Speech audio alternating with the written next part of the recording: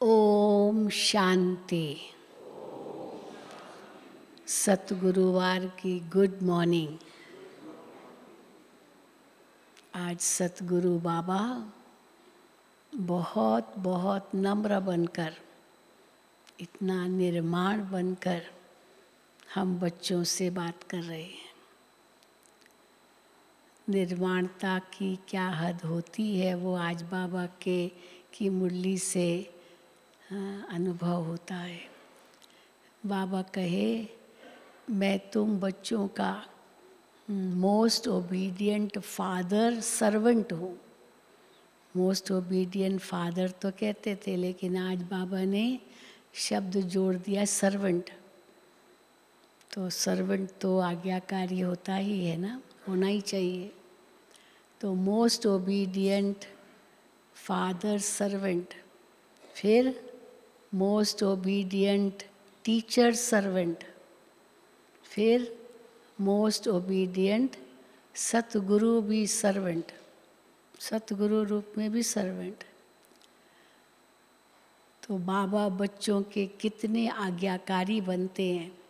कैसे कैसे बाबा बच्चों के आज्ञाकारी बनते। सर्वेंट माना आज्ञाकारी। बाबा बच्चों की सब मनोकामनाएं पूर्ण कर देते हैं।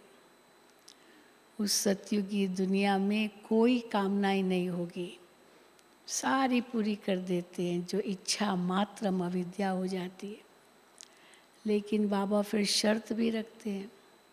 शर्त क्या रखते हैं? मैं इतना आज्ञाकारी तुम्हारा बनता हूँ, सब कुछ तुमको देता हूँ, तो तुमको भी तो आज्ञाकारी बनना है ना।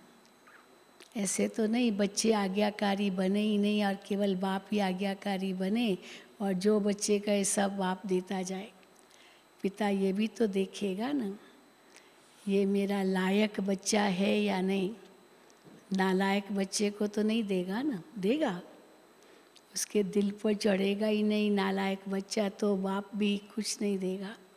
पर हाँ, आज्ञाकारी होगा तो दिल पर चढ़ेगा, और दिल पर चढ़ेगा तो सब कुछ उसके ऊपर न्योछावर कर देगा। तो बाप भी, टीचर भी, सतगुरु भी सब न्योछावर कर देते। अब लौकिक में बच्चा पैदा होता है तो माँ बाप को कितनी खुशी होती है कि वारिस आया, हाँ वारिस आया। लेकिन अगर वो बच्चा बड़ा होकर के नालायक बन गया तो बस वारिस को थोड़ी देंगे सब कुछ। लेकिन जब पैदा होता है तो बहुत उनके अंदर बच्चे के प्रति कितना उनके प्रति होता है कि ये मेरा बच्चा बहुत ऊंचा बने, बहुत ऊंचा बने। लेकिन नालायक निकल गया तो माँ बाप क्या करेंगे? पर नालायक पैदा होगा ये माँ बाप को पता थोड़ी पड़ता है उस समय। परंतु कई बार ऐसे होता है, देना पड़ता, नहीं तो लड़ते हैं। ऐसे भी होता है ना।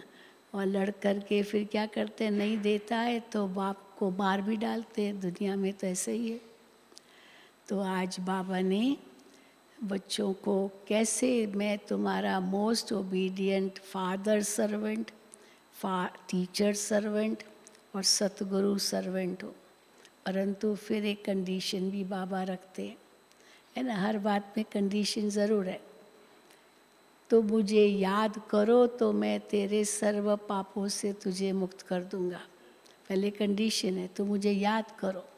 ऐसे नहीं मैं सर्व पापों से तुझे मुक्त कर दूंगा और याद करो ही नहीं, तो कैसे सर्व पापों से मुक्त करेगा।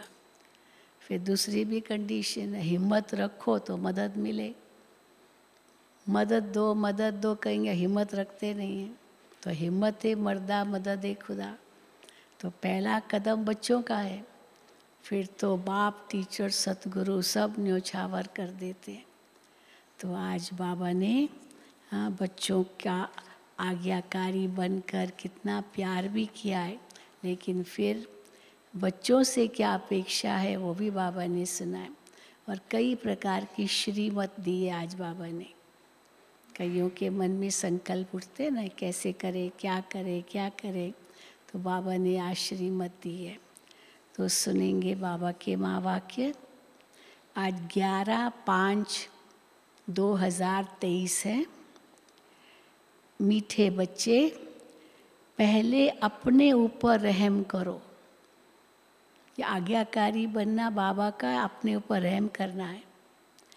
पहले अपने ऊपर रहम करो, फिर आपका फर्ज है अपने परिवार को स्वर्ग में चलने का सही रास्ता बताना। इसलिए उन्हें भी लायक बनाने का पुरुषार्थ करो। माँ बाप को ही करना पड़ता है ना, मेहनत करनी पड़ती है बच्चे को लायक बनाना। फिर भी बच्चे कपूत निकल पड़ते हैं। हिसाब किताब है कर्मों का, क्या कर सकते हैं। तो मीठे बच्चे, पहले अपने ऊपर रहम करो, फिर आपका फर्ज है अपने परिवार को स्वर्ग में चलने का सही रास्ता बताना। इसलिए उन्हें भी लायक बनाने का पूरा पुरुषार्थ करो। प्रश्न है, तुम किस रेस के आधार से शिवालय के मालिक बन जाएंगे? तुमको ऐसी रेस दौड़नी है जिससे तुम शिवालय का मालिक बन जाएंगे। वो कौन सी रेस होगी? याद की रेस तो कई समझे, कई कहेंगे, लेकिन आज बाबा ने कौन कहा है? Follow father mother. माँ बाप जो कहते हैं, करते हैं, उनको फॉलो करो।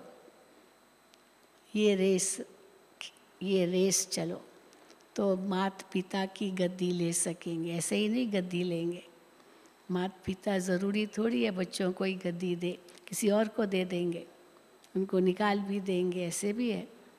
तो इसीलिए फॉलो फादर मदर। सिर्फ एक जन्म पवित्रता की प्रतिज्ञा करो। नर्क से दिल हटा दो। श्रीमत दे रहे हैं बाबा। एक जन्म पवित्रता की प्रतिज्ञा करो, नर्क से दिल हटा दो। शिव बाबा तुम्हारे लिए शिवालय स्थापन कर रहे हैं, जहाँ तुम चैतन्य में राज्य करेंगे। चैतन्य में, अभी तो मंदिरों में मूर्ति के रूप में आपकी पूजा होती है, फिर तुम चैतन्य में राज्य करेंगे। धंधाधोरी करते बाप और स्वर्ग को याद करने से राजाई का तिलक मिल जाएगा, अर्थात शिवालय के मालिक बन जाएंगे। तो क्या करना है? जो बाबा श्रीमत देते उस पर चलो। गीत है, तुम्ही हो माता पिता तुम्ही हो। ओम शांति। कुछ न कुछ कहना पड़ता है ना। ओम शांति शुरू में। कल प्रधानमंत्री जी ने भी सबसे पहला शब्द क्या कहा? ओम शांति। हाँ, जहाँ जहाँ जाते हैं, जिस जिस संस्था में जाते हैं, उनका जो मुख्य शब्द होता है वो पहले उच्चारण करते हैं, तो इससे थोड़ा अपनापन महसूस होता है। तो ओम शांति। हाँ, आप भी कहो ओम शांति। बाबा को रिस्पॉन्ड दो ना। कुछ न कुछ कहना पड़ता है। ओम शांति या शिवाय नमः, परमात्माय नमः कहते हैं ना। ओम शांति हम कहते हैं। ये है अपना और बाप का परिचय देना। वो महिमा भक्त लोग करते हैं। त्वमेव माता च पिता त्वमेव, ये भक्त लोग महिमा करते हैं। तुम तो बच्चे हो। जिसकी महिमा भक्त लोग भक्ति मार्ग में करते हैं, आज वो बाप आपके सम्मुख बैठा हुआ है। किसकी मुरली सुन रहे हैं? वो बाप सम्मुख बैठा हुआ है, जिसको भक्त लोग भक्ति मार्ग में त्वमेव माता च पिता कहते हैं। ज़रूर सम्मुख था, अब फिर सम्मुख बैठे हुए हैं। ये बातें अभी तुम बच्चे ही जानते हो, भक्त नहीं जानते। वो गाते हैं त्वमेव माता च पिता त्वमेव, लेकिन कभी वो माता पिता के हम सम्मुख थे और सम्मुख होंगे, ये थोड़ी पता है। तो बाबा कहते हैं भक्त नहीं जानते हैं, तुम बच्चे जानते हो। एक ही बाप है जिसकी महिमा हो रही है। वो बाप तुम बच्चों को कितना सुख दे रहे हैं, कितना सुख दे रहे हैं। संगम पर भी कम सुख है क्या? भविष्य में तो मिलेगा ही, लेकिन संगम पर भी कम नहीं है। वो बाप तुम बच्चों को कितना सुख दे रहे हैं, जो तुम फिर 21 जन्मों के लिए कभी दुखी नहीं होने वाले हो। गारंटी है, 21 जन्मों के लिए कभी दुखी नहीं होने वाले हो। ऐसे बाप के सम्मुख तुम बैठे हो। तुम जानते हो ये हमारा बेहद का बाप है, जो हमको स्वर्ग के सुख देने लिए सर्विस कर रहे हैं। ये सर्विस कर रहे हैं ना, कैसे स्वर्ग का सुख देने लिए। बाप हमेशा बच्चों को रच कर उन्हों की सेवा कर लायक बनाते हैं। ये माता पिता का फर्ज है, जन्म दिया, पालना करते हैं, फिर उन बच्चों को उनकी सेवा कर फिर उनको लायक बनाते हैं। बाप जैसे कि बच्चों का गुलाम बन जाता है, सब कुछ करना पड़ता है बच्चे का। लौकिक बाप भी बच्चों की पालना करने में कितनी मेहनत करते हैं, है ना। माता पिताओं को लौकिक के बच्चे हैं, कितनी मेहनत करनी पड़ती है बच्चों को पालने में। रात दिन ये चिंतन रहता है कि बच्चों की सेवा कर बच्चों को लायक बनाएं। वो है हद की रचना के गुलाम। वो भी जैसे गुलाम है, लौकिक माँ बाप भी अपनी रचना के, वो तो हद की रचना के गुलाम। ये है फिर बेहद का बाप। ये भी कहते हैं बच्चे पूरा फॉलो करो और पूरा वर्षा लेकर स्वर्ग का मालिक बनो। पूरा फॉलो करो, आज्ञाकारी बनो, जो मैं कहता हूँ वो करो। हाँ, तो इसीलिए तब बाबा कहते हैं दिल जीतेंगे तभी फिर सब न्योछावर होगा। अधिकार तो पसंद करते लेकिन कर्तव्य पसंद नहीं करते। मुझे भी कुछ करना है ये नहीं, अधिकार चाहिए ना, ऐसे दुनिया में है। तो बच्चे पूरा फॉलो करो और पूरा वर्षा लेकर स्वर्ग का मालिक बनो। बच्चों पर हमेशा रहम करना होता है। जो सेंसिबल बाप होगा लौकिक में भी, वो कहेगा बच्चों को भी क्यों न साथ साथ ये सच्ची कमाई भी कराएं। मैं तो कर रहा हूँ सच्ची कमाई, बच्चे मेरे भी जो लौकिक बच्चे हैं मेरे, जिम्मेदारी तो मेरी है, उनको भी मैं सच्ची कमाई कराऊं। लौकिक बच्चों की स्थूल पालना तो आधा कल्प से करते हैं, क्यों सारा कल्प नहीं करते क्या लौकिक बच्चों की पालना? आज बाबा कहते आधा कल्प करते, क्योंकि सतयुग त्रेता में तो जो कुछ उनको प्राप्त होता है वो यहाँ की प्रारब्ध है। इसीलिए जो मेहनत करते हैं पालना करने की वो द्वापर युग से करते हैं। तो बाबा कहते हैं लौकिक बच्चों की स्थूल पालना तो आधा कल्प से करते हैं। बच्चों की पालना कर बड़ा बनाया, लायक बनाया। बच्चों के लिए विल किया, बच्चों के लिए विल किया, बस फिर शरीर छोड़ा, जाकर दूसरा जन्म लेंगे, हिसाब किताब पूरा हुआ। बच्चों के नाम पर विल कर दिया। वो हुआ हद का बाप और ये है फिर बेहद का बाप। वो हद का ब्रह्मा। भाई लौकिक माँ बाप क्या है? हद के ब्रह्मा। तो हाथ उठाओ हद के ब्रह्मा, सब हाथ उठाओ। हाँ, देखो कितने हद के ब्रह्मा बैठे हैं। आज आपका टाइटल क्या बन गया? हद का ब्रह्मा। माताएं भी तो भाई भी हैं ना, क्योंकि ब्रह्मा माना कौन? जो रचता है, तो हद के ब्रह्मा हो गए। वो है हद का ब्रह्मा। हाँ, वो हद के ब्रह्मा लौकिक बाप माँ बाप रचना रच फिर उनका गुलाम बनते हैं। बनना पड़ा ना गुलाम। अब अपने पाँव पर खड़े हो गए, भाई ठीक है अपना कमा रहा है, फिर निश्चिंत, लेकिन तब तक तो गुलाम ही रहते हैं। रचना रच फिर उनका गुलाम बनते हैं। बहुत मेहनत करनी पड़ती है। जन्म देना तो फिर भी सहज है, लेकिन पालना करना बहुत बड़ी बात है। बहुत मेहनत करनी पड़ती है। कहाँ बच्चे कुसंग में खराब न हो जाए। ये भी माँ बाप को ध्यान देना पड़ता है। नाम बदनाम न करे।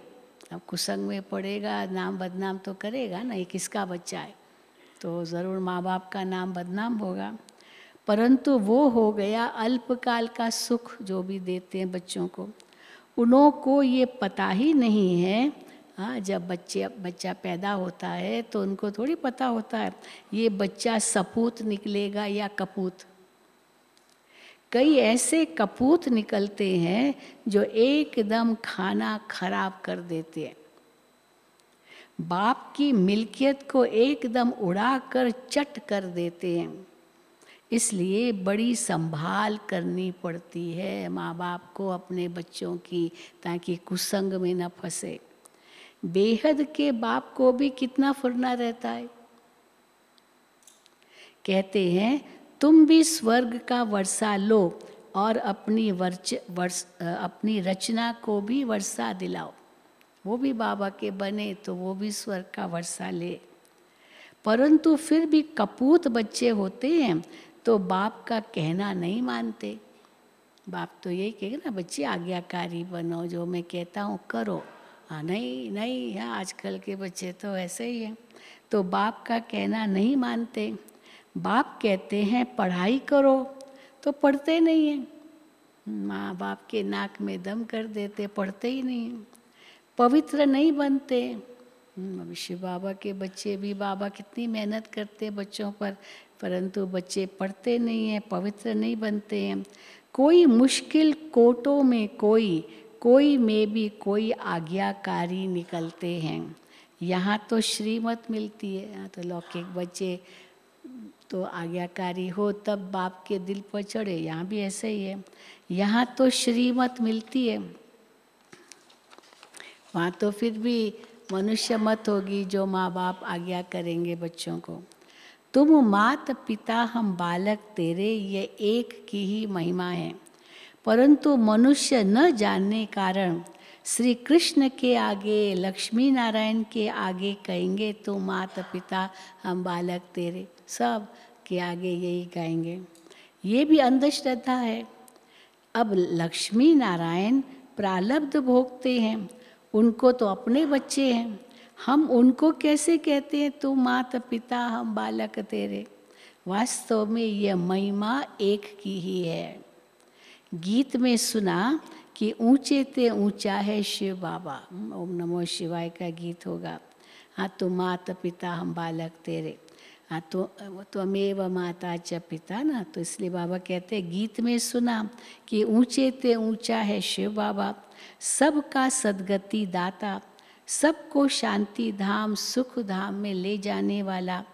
तो ऐसे बाप की श्रीमत पर ज़रूर चलना चाहिए। समझते भी हैं, क्या समझते हैं बच्चे? समझते भी हैं कि माता पिता से ही 21 जन्मों के लिए सुख घनेरे मिलते हैं। ये पता है बच्चों को, 21 जन्मों के लिए माता पिता से सुख घनेरे मिलते हैं। परंतु ऐसी श्रीमत पर कोई मुश्किल चलता है। पता है बाबा से बहुत कुछ मिल सकता है, लेकिन श्रीमत पर चलो ना तब तो मिले। बहुत ऊंचा वर्षा मिलता है। बाप कहते हैं मैं तुम बच्चों के लिए हथेली पर बहिष्ठ लाया हूँ। सोचो तो सही, हाँ श्री कृष्ण नहीं स्वर्ग हथेली पर लाता है। यहाँ तो है ना फोटो, श्री कृष्ण हथेली पर बहिष्ठ लाता है, लेकिन बाबा कहते मैं लाता हूँ हथेली पर बहिष्ठ। जब श्रीमत पर चलो तब लायक बनो। कदम कदम पर मत लेनी है, मत पर नहीं चलते तो ऊंच पद पा न सके, क्योंकि दिल से उतर गए।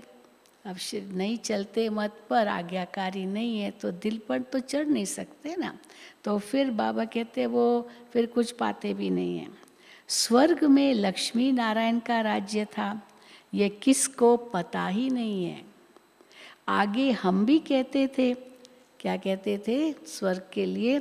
हम भी कहते थे फलाना स्वर्गवासी हुआ, अथवा सन्यासी कोई मरेंगे तो कहेंगे ज्योति ज्योत समाया। सन्यासियों के लिए कभी नहीं कहेंगे स्वर्ग पधारा, क्योंकि वो तो स्वर्ग को मानते ही नहीं ना, सुख कागविष्टा समान है, लेकिन गृहस्थी तो मानते हैं, तो उसके लिए कहेंगे स्वर्ग पधारा। सन्यासी के लिए कहेंगे ब्रह्मलीन हो गया, ज्योति ज्योत समाया। परंतु जाता तो कोई भी नहीं है, ज्योति ज्योत समाया का, पर जाता तो कोई भी नहीं है, न स्वर्ग जाता है न ज्योति ज्योत समाता है। जीवन मुक्ति व मुक्ति दाता एक ही बाप है, वो न आए तब तक कोई भी जा न सके, न परमधाम जा सके न स्वर्ग में जा सके, जब तक वो बाप न आए। वो है निराकारी दुनिया, निराकारी बाप और निराकारी आत्माएं वहाँ रहती है, जिसको परमधाम भी कहा जाता है। साइंस घमंडी समझते हैं, है ना, जो वैज्ञानिक है वो आत्मा वात्मा को भी कोई नहीं मानते, कोई तो बहुत मानते हैं, लेकिन साइंसदान नहीं मानते और पुनर्जन्म भी नहीं मानते। तो वो क्या कहेंगे, बस आया, जन्म लिया, फिर मरा, और बीच में क्या खाओ पियो मौज करो, कल किसने देखा, इसीलिए खाओ पियो मौज करो। तो साइंस घमंडी समझते हैं यहाँ ही जन्मते हैं और मरते हैं, जैसे मच्छर। अब मच्छर के लिए क्या कहेंगे, जन्मा और उड़ा बस और मर गया, ख़त्म। तो मनुष्य भी ऐसे ही है, ये अल्पकाल की जीवन है, इसलिए खाओ पियो मौज करो, जैसे मच्छर। अब सृष्टि के चक्र का तो किसको भी पता ही नहीं है, सर्वव्यापी के ज्ञान से कोई कुछ भी समझ न सके। अब तुमको बाप मिला है, कहते हैं बच्चे अब वापिस चलो, मैं कल्प पहले माफिक सबको ले जाने आया हूँ।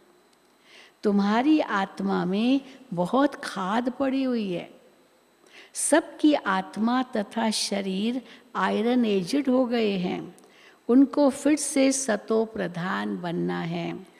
तुम बच्चों की आत्मा सतो प्रधान थी, तब गोल्डन एजिड वर्ल्ड थी। कब थी गोल्डन एजिड वर्ल्ड? जब तुम सब आत्माएं सतो प्रधान थी। पवित्र आत्मा का पवित्र सोने जैसा शरीर था, उसको सच्चा जेवर कहा जाता है। शरीर सच्चा जेवर है, आत्मा सोना है तो शरीर सच्चा जेवर है, जैसा जैसा सोना होगा वैसा ही जेवर बनता है, उसको सच्चा जेवर कहा जाता है। अब तो क्या हो गया है, 1% भी सच्चा सोना नहीं रहा, खाद पड़ी हुई है। अब बाप कहते हैं सिर्फ मुझ बाप को याद करो तो सच्चा सोना बनते जाएंगे। इस योग अग्नि में तपते रहो तो सच्चा सोना बन जाएंगे, खाद निकलती जाएगी, आत्मा उड़ने लग जाएगी। सोना भी जब पकता है तो हल्का होता जाता है, खाद निकलती जाती है तो कितना नरम हो जाता है, तो आत्मा उड़ने लग जाएगी। अभी पंख टूटे हुए हैं, जैसा पुरुषार्थ करेंगे वैसा पद पाएंगे। कितनी ऊंची पढ़ाई है। भगवानुवाच, मैं तुमको राजयोग सिखलाता हूँ, जिससे तुम राजाओं का राजा बनेंगे। विकारी पुजारी राजाओं के भी पूज्य बनेंगे। राजाओं के राजा का मतलब क्या है? राजाओं का राजा क्यों देवताओं को कहते हैं? क्योंकि जो विकारी राजाएं हैं वो भी उनको पूजते हैं, इसलिए वो राजाओं के भी राजा हो गए, सतयुग के देवताएं। जिससे तुम राजाओं का राजा बनेंगे, विकारी पुजारी राजाओं के भी पूज्य बनेंगे। गाया भी हुआ है, आपे ही पूज्य आपे ही पुजारी। तुम जानते हो हम सो पूज्य देवी देवता थे, फिर हम सो पूज्य फिर क्या बने? हम सो पूज्य। पहले तो देवी देवता थे, सतयुग में सूर्यवंशी थे, फिर हम सो पूज्य चंद्रवंशी बनते हैं, चंद्रवंशी भी तो पूज्य है।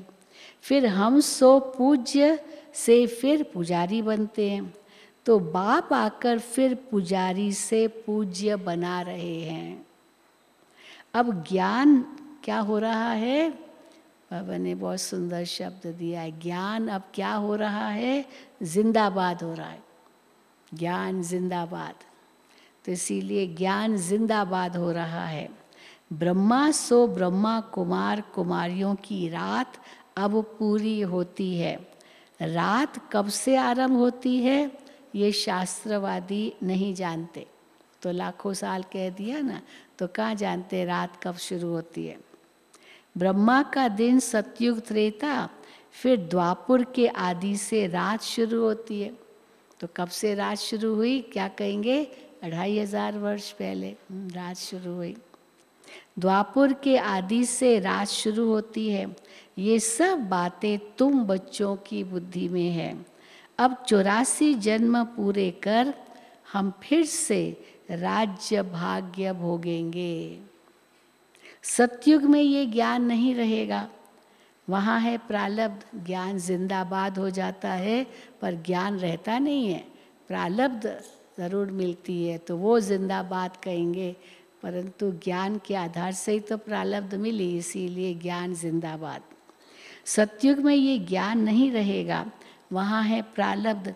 वहाँ भी तुम अपने बाप से वर्षा लेते हो। कौन से बाप से वर्षा लेते हो, लौकिक बाप से नहीं। वहाँ का वर्षा भी जो है, जो लक्ष्मी नारायण के बच्चा होगा और वो वारिस बनेगा, वो गद्दी पर बैठेगा। देखने में तो ऐसे ही आएगा ना कि माँ बाप ने बच्चे को गद्दी पर बिठाया, लेकिन वो यहाँ के पुरुषार्थ की प्रालब्ध है। इसलिए बाबा कहते हैं सतयुग में ये ज्ञान नहीं रहेगा, वहाँ है प्रालब्ध। वहाँ भी तुम अपने बाप से वर्षा लेते हो, परंतु वो इस समय की प्रालब्ध है। वो इस समय की प्रालब्ध है जो 21 जन्म चलती है। भारत पर ही सारा खेल है। सतयुग में जो देवी देवताओं का राज्य था वो अभी आसुरी बना है। प्रजा का प्रजा पर राज्य है। तो बाप कहते हैं बच्चे, अभी प्रजा का प्रजा पर राज्य में क्या क्या हो रहा है, हाँ सब तमो प्रधान हो गए हैं। तो बच्चे hear no evil, see no evil, talk no evil. फिर बाबा 2 शब्द और जोड़ देते हैं, क्या, हाँ think no evil, do no evil. ये भी अगर जोड़ दिया तो इविल तो ख़त्म ही हो जाएगा जीवन से। तो hear no evil, see no evil. अब इसमें बंदर का चित्र दिखाते हैं।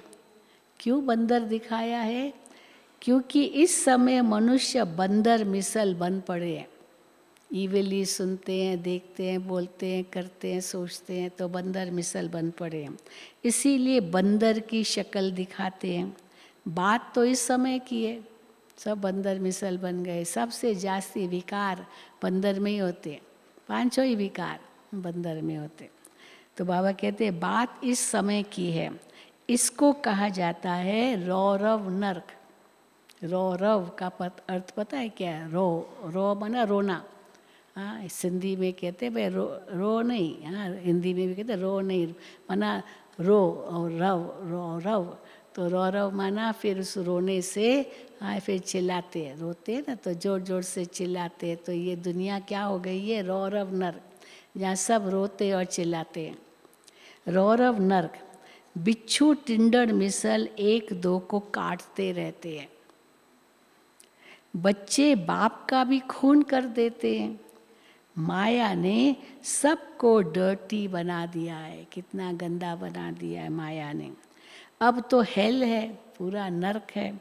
84 जन्म भी भारतवासियों के हैं। हाँ 84 जन्म भी भारतवासियों के हैं। तो बाप कहते हैं मैं कितनी समझानी देता हूँ। कहते हैं, अब देखो बाबा के प्यार भरे शब्द, कहते हैं I am your most obedient father. फिर फादर का, फिर बाबा कहते हैं फादर सर्वेंट। केवल फादर नहीं, फादर को फिर भी नशा होगा, मैं बाप हूँ, परंतु फादर सर्वेंट, टीचर सर्वेंट और गुरु सर्वेंट। अब मैं आया हूँ। पंडे लोग भी यात्री के सर्वेंट होते हैं ना। अब यात्री जैसे उनको कहेंगे वहीं उनको पंडे ले जाएंगे, तो यात्रा कराते हैं, लेकिन आज्ञाकारी तो जो उनके यात्री होते उनके होते हैं। और यात्री कहेगा यहाँ ले जाना, अच्छा वहाँ ले जाओ, वहाँ ले जाना ले जाओ। तो इसीलिए पंडे लोग भी यात्री के सर्वेंट होते हैं, रास्ता बताने वाले। अब मैं तुम बच्चों को स्वर्ग ले चलने लिए गाइड बनाऊं। तो गाइड भी सर्वेंट, पंडा माना गाइड, तो गाइड भी सर्वेंट है। बच्चे कहते हैं सुख शांति चाहिए, चलो बच्चे सुख शांति की दुनिया में। जो बच्चे कहते हैं उसके अनुसार बाबा करते हैं। तो मैं बच्चों का गाइड बना हूँ, लिबरेट करता हूँ। हिस्ट्री रिपीट ज़रूर होगी। ग्रंथ में भी कहते हैं ना, क्या कहते हैं, है भी सच होसी भी सच। हाँ, है भी आद सच जुगाद सच, है भी सच होसी भी सजा, नानी का होसी भी सच। तो सब जो कुछ है सब सत्य है, कुछ भी भ्रम नहीं है, सब सत्य है। फिर एक ओंकार सतनाम, ये सारी महिमा ग्रंथ में निराकार परमात्मा की ही है। ये परमात्मा की महिमा है। अब एक तरफ कहते अजोनी, हाँ कहते ना, एक ओंकार सतनाम कर्ता पुरुष निर्भय निर्वैर अकाल मूरत अजोनी सैबंग गुर प्रसाद जप आद सच जुगाद सच, है भी सच। हाँ, नानी का होसी भी सच। तो उसमें अजोनी आता है, माना योनि नहीं है, अर्थात जन्म मरण के चक्र में नहीं आता है।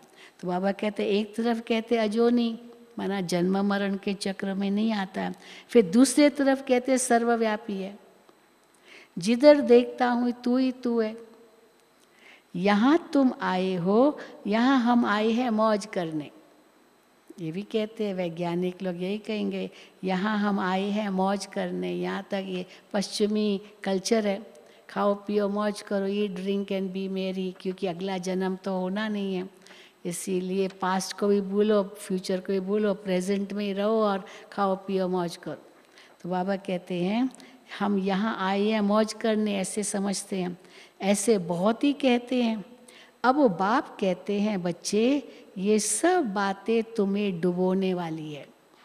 खाओ पियो मौज करो, हाँ, पाप करो दुख दो, जो चाहो करो, हाँ, छल कपट निंदा चुगली बेईमानी हेरा फेरी सब करो, क्योंकि कल तो जाना है, जीना तो है नहीं, इसलिए अभी मौज करो।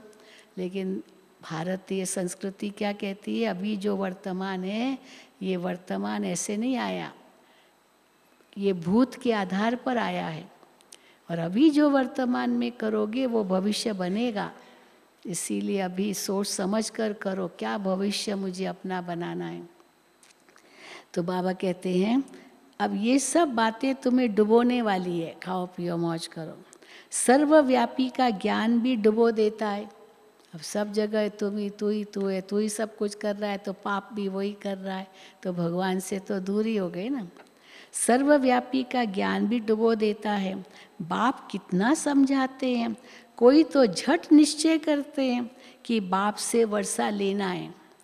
इन जैसा स्वीट फादर मिल नहीं सकता है, सारे कल्प में नहीं मिलेगा जो अभी स्वीट फादर हमें मिला है। स्वर्ग की स्थापना करने वाला बाप है। जब बाप मिले तभी तुम स्वर्ग के मालिक बनो। ऐसे बाप को झट अपना बनाना चाहिए। मुझे तो बच्चे चाहिए, हाँ बाबा को तो बच्चे चाहिए जो कल्प पहले वाले बने थे। कल्प पहले वाले बने थे वही आकर सपूत या कपूत बनेंगे। कल्प पहले माफिक, अब सपूत बनते बच्चे तो चाहिए, हर माँ बाप को बच्चे चाहिए, लेकिन वो सपूत बने या कपूत बने बच्चा चाहिए, फिर बाद में पता चलता ये कपूत निकला। ऐसे बाप को तो वही आकर सपूत या कपूत बनेंगे, कल्प पहले माफिक। स्त्री की बच्चों की जिम्मेदारी क्रिएटर बाप के ऊपर है। स्त्री की जिम्मेदारी भी पति के ऊपर है, पिता को के ऊपर है बच्चों की जिम्मेदारी। तो स्त्री की बच्चों की जिम्मेदारी क्रिएटर बाप के ऊपर है। उनका फर्ज है बच्चों को भी स्वर्ग का मालिक बनाए। लौकिक माँ बाप अपने बच्चों को भी स्वर्ग का मालिक बनाए। पहले तो अपने पर रहम करो, दूसरों पर रहम करने जाते और अपने पर रहम नहीं करते तो थोड़ी वो रहम हुआ। अपने पर रहम करो, बाबा की आज्ञाकारी बनो, ये है अपने पर रहम करना। पहले तो अपने पर रहम करो, ऐसे नहीं कि बाबा कृपा करेंगे तो सब लक्ष्मी नारायण बन जाएंगे, कृपा करे तो सब लक्ष्मी नारायण बन जाए। ये बड़ा इम्तिहान है। 8 को ही स्कॉलरशिप मिलती है, फिर 108 है, लॉटरी होती है ना। तो बाप कहते हैं देह सहित देह के संबंध जो कुछ है भूल जाओ, अपने को अशरीरी समझो और आत्मा निश्चय करो। ऐसे नहीं कि तुम परमात्मा हो, तुम परमात्मा नहीं हो, परमात्मा के बच्चे हो। वो फिर आत्मा सो परमात्मा कह देते हैं, समझते हैं आत्मा जाकर परमात्मा में लीन होगी। अब लीन हो गई तो परमात्मा बन गई। जब तक लीन न हो तब तक उसको परमात्मा नहीं कहेंगे, ऐसे कहते। वो पर्दा हट गया, बीच में अज्ञान का पर्दा वो हट गया, तो आत्मा परमात्मा में लीन हो गई तो परमात्मा बन गई। तो बाबा कहते जब तक लीन न हो तब तक उनको परमात्मा नहीं कहेंगे। परंतु परमात्मा में तो लीन कोई होता ही नहीं है, वो कोई पानी थोड़ी, उस पानी में कोई बुदबुदा समा गया। परंतु परमात्मा में लीन तो होते नहीं। ये ड्रामा अनादि बना हुआ है, हर एक एक्टर को अपना अपना पार्ट मिला हुआ है जो बजाना है। क्योंकि अभी लीन हो गई मानो इस कल्प में, फिर अगले कल्प में तो आत्मा वापस कैसे आएगी? वो तो लीन हो गई, समा गई, खत्म, उनका अस्तित्व नष्ट हो गया उस रूप में। तो फिर उनका पार्ट कौन बजाएगा? फिर तो ये ड्रामा ही खत्म हो जाएगा। तो बाबा कहते हैं हर एक को अपना अपना पार्ट मिला हुआ है जो बजाना है। हर एक आत्मा में इमॉर्टल अविनाशी पार्ट भरा हुआ है। अब ये बातें बाप के सिवाय कोई समझा न सके। बाप आकर तुम बच्चों को आदि मध्य अंत का ज्ञान देकर क्या बनाते हैं? आदि मध्य अंत का ज्ञान देकर क्या बन जाते हम? बाबा कहते हैं त्रिकालदर्शी बन जाते हो। जवाब देना चाहिए, त्रिकालदर्शी बन जाते हैं। चित्रों में देवताओं को तीसरा नेत्र दिखाते हैं, वास्तव में तीसरा नेत्र किसके पास है? बाबा कहते हैं न देवताओं को है और न ही शूद्रों को है। किसको है तीसरा नेत्र? हम ब्राह्मणों को। तो न देवताओं को तीसरा नेत्र है, न शूद्रों को है। तुम ब्राह्मणों को ही ज्ञान का तीसरा नेत्र है, जिससे तुम सबके ऑक्यूपेशन को जानते हो, सब के, क्योंकि तीसरा नेत्र मिल गया, सब को जान जाते हो। सचखंड और झूठ खंड की हालत को भी तुम जानते हो, कैसा था सचखंड, कैसा है झूठ खंड, ये दोनों को भी तुम जान गए हो। तुम्हारे में भी नंबरवार पुरुषार्थ अनुसार है। ये है पाठशाला, इसमें अंधश्रद्धा की तो कोई बात ही नहीं है। ऐसे नहीं बाबा ने जो कहा सतवचन महाराज, बाबा लॉजिक से समझाते हैं, हर एक बात गहराई में जाके समझाते हैं। इसमें अंधश्रद्धा की कोई बात नहीं है। अपना धंधा धोरी सब करते रहो, बाबा मना नहीं करते हैं। सिर्फ अपने बाप को और स्वर्ग को याद करो तो तुम्हारे ऊपर राजाई का तिलक आ जाएगा। बाप और स्वर्ग को याद करो तो तुम्हारे ऊपर राजाई का तिलक आ जाएगा। आत्मा ही याद करती है, संस्कार आत्मा में है, आत्मा से ही बात करते हैं। बाबा शरीरों से बात नहीं करते, आत्माओं से ही बात करते हैं। क्या कहते हैं बाप आत्माओं से? मैं तुम्हारा बाप हूँ। ये शरीरों को थोड़ी कहते हैं, शरीर का बाप तो वो कहेगा मैं तुम्हारा बाप हूँ, लेकिन आत्माओं का बाप शिव बाबा कहेंगे आत्माओं को मैं तुम्हारा बाप हूँ। कल्प पहले भी तुमने वर्षा लिया था, सूर्यवंशी राज्य किया था, फिर सूर्यवंशी के बाद फिर तुम चंद्रवंशी में गए। तुम्हारी कलाएं कमती होती जाती है, फिर वैश्य शूद्र बने। अब स्मृति आई है। क्या स्मृति आई है? कि नाटक अब पूरा हो रहा है, ये स्मृति आ गई। बस हाँ, बहुत नाटक किया, बहुत खेल किया, बहुत जन्म लिए, अब ये नाटक पूरा हुआ है। तो माम एकम याद करो तो विकर्म विनाश होंगे। अब परंतु श्रीमत पर न चले, देखो वो भी बाबा सावधान करते हैं, श्रीमत पर न चले, देह अभिमान आया तो लगी चोट, माया चोट लगाएगी, गिरा देगी, क्योंकि माया बाबा की बहुत आज्ञाकारी बच्ची है। ये देह अभिमान में आए, हाँ माया देखती रहती है, देह अभिमान में आया लगाओ चोट, मारो इसको। तो देह अभिमान आया तो लगी चोट, फिर क्या होता है, चोट लगी तो फिर बृहस्पति की दशा बदलकर राहु का ग्रहण बैठ जाता है। अब राहु का ग्रहण लग गया, बृहस्पति की दशा खत्म हो गई तो फिर सारा जो प्राप्ति है सब खत्म। फिर बृहस्पति की दशा बदलकर राहु का ग्रहण बैठ जाता है। फारकती दी तो रौरव नरकवासी बन जाते हैं, फिर रोना पड़ेगा, चिल्लाना पड़ेगा, दुखी होते रहेंगे। बाप कहते हैं ऊंच पद पाना है तो रेस करो। कौन सी रेस करो, ये नहीं दूसरे को गिराकर मैं आगे जाऊं, हाँ ये मर जाए तो मैं इसकी गद्दी पर बैठूं, ऐसे नहीं। रेस करो, हाँ रेस क्या करो, अपनी तरह से आप अपनी स्थिति को आगे बढ़ाओ, हाँ ऐसे नहीं रेस उस रूप से कि दूसरे को गिरा के आगे बढ़ो। तो बाप कहते हैं ऊंच पद पाना है तो रेस करो, अभी ऊंच पद पाएंगे तो कल्प कल्प पाते रहेंगे। सिर्फ एक जन्म के लिए पवित्रता की प्रतिज्ञा करो।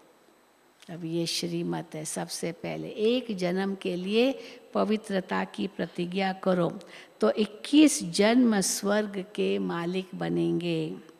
अब नरक से दिल को हटा दो। शिव बाबा तुम्हारे लिए शिवालय स्थापन कर रहे हैं, जहाँ क्या होगा, जहाँ तुम चैतन्य देवताएं राज्य करेंगे। तो क्या शिवालय का मालिक बनना चाहते हो? बाबा पूछ रहे हैं, हाँ शिवालय का मालिक बनना चाहते हो? तो बच्चे कहते हैं हाँ बाबा बनना चाहते हैं। तो फिर क्या करो, बनना चाहते हो शिवालय का मालिक तो फॉलो मदर फादर, उनको फॉलो करो, उनकी आज्ञा पर चलो। तो फॉलो मदर फादर, जो कुछ है सब तुम बच्चों के लिए ही तो है। बाबा तो है बच्चों को ही देंगे ना, और किसको देंगे, लेकिन उसके लिए फॉलो तो करना पड़ेगा, उसके लिए आज्ञाकारी तो बनना पड़ेगा। सब बच्चों के लिए है। राजा भी तुम ही बनेंगे, तुम ही थे, अब रंक बने हो, और धर्म वालों की बात नहीं है। राजा और रंक बाबा कहते तुम्हारी बात है, सतयुग में राजा तो अभी रंक। देवी देवता धर्म वाले ही और धर्मों में कन्वर्ट हो गए हैं, इसलिए हिंदुओं की संख्या कम हो गई है। नहीं तो भारत की संख्या सबसे जास्ती होनी चाहिए। जो हिंदू कहलाते हैं उनकी संख्या जब सबसे जास्ती होनी चाहिए, लेकिन अभी सबसे जास्ती जनसंख्या जो है वो क्रिश्चियंस की है, जो द्वापुर में है। केवल 2000 साल हुआ, लेकिन उनकी जनसंख्या पूरा आधी दुनिया, पूरा पश्चिमी दुनिया, पूर्व में भी है परंतु वो क्रिश्चियन है। तो बाबा कहते हैं नहीं तो भारत की संख्या सबसे जास्ती होनी चाहिए। तुमको भगवान पढ़ा रहे हैं तो कितना ध्यान देना चाहिए। ये बड़ी वंडरफुल पढ़ाई है। बूढ़े बच्चे, हाँ क्या वंडरफुल बात है इस पढ़ाई की। बूढ़े बच्चे जवान सब पढ़ते हैं, और सब एक साथ पढ़ते हैं। 3 जनरेशन्स एक साथ पढ़ते हैं, है ना। दादी भी पढ़ेगी तो उनका बेटा भी पढ़ेगा, उनका बेटा भी पढ़ेगा। कई बार तो 4 जनरेशन्स भी होते हैं। बच्चा छोटा, उनका बाप, उनका बाप, उनका बाप।